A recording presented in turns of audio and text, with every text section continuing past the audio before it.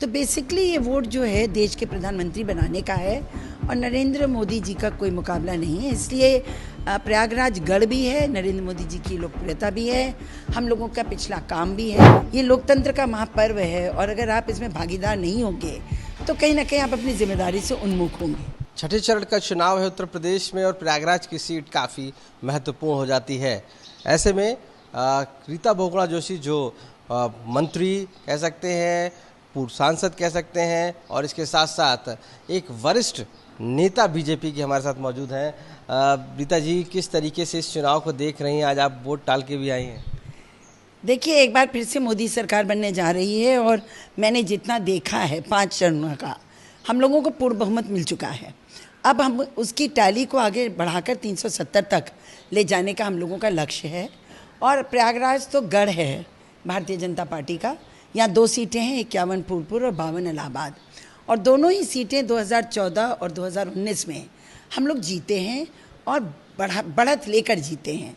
तो 2014 से 19 में ज़्यादा वोट मिला, अब 19 से 24 में हम लोगों का लक्ष्य है कि पिछली बार से ड्योढ़ी और वोट लेकर हम अपने दोनों ही प्रत्याशियों को, प्रवीण पटेल को फूलपुर से और नीरज त्रिपाठी जी को इलाहाबाद से जिताकर भेजें।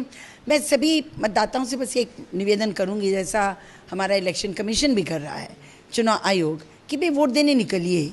ये लोकतंत्र का महापर्व है और अगर आप इसमें भागीदार नहीं होंगे तो कहीं ना कहीं आप अपनी जिम्मेदारी से उन्मुख होंगे। आप पहले कांग्रेस में रही हैं और कांग्रेस इस बार यहाँ से 40 साल बाद सोच रही कि सीट निकले।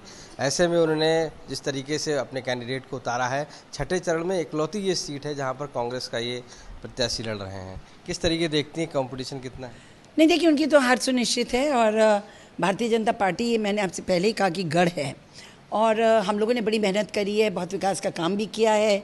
तो कोई कारण नहीं है कि भारतीय जनता पार्टी ना जीते। देखिए, राम मंदिर बना है और अयोध्या प्रयागराज से कितना बड़ा आंदोलन चला, तो मुझे कदापि शक नहीं है कि भारत की अर्थव्यवस्था को संभालने वाले, देश विदेश में भारत का पताका फहराने वाले और बहुत ही पारदर्शी और स्वच्छ छवि के प्रधानमंत्री नरेंद्र मोदी जी के लिए लोग वोट डालेंगे और डाल रहे हैं।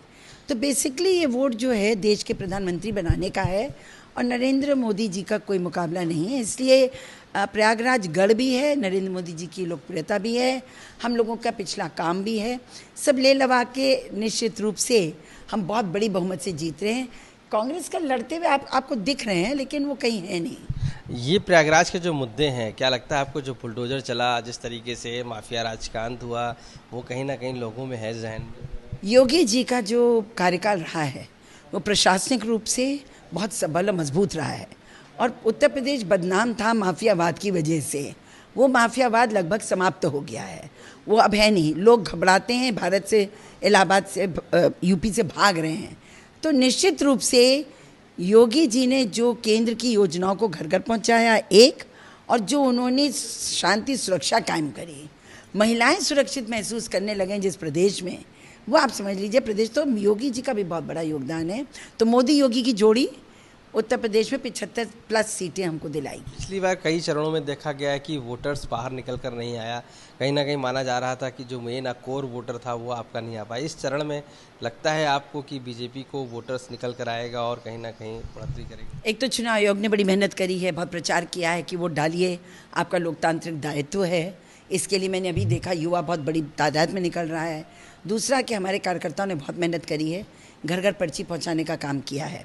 तो जब पर्ची आदमी के हाथ में आ जाती है तो वोट देने ज़रूर जाता है।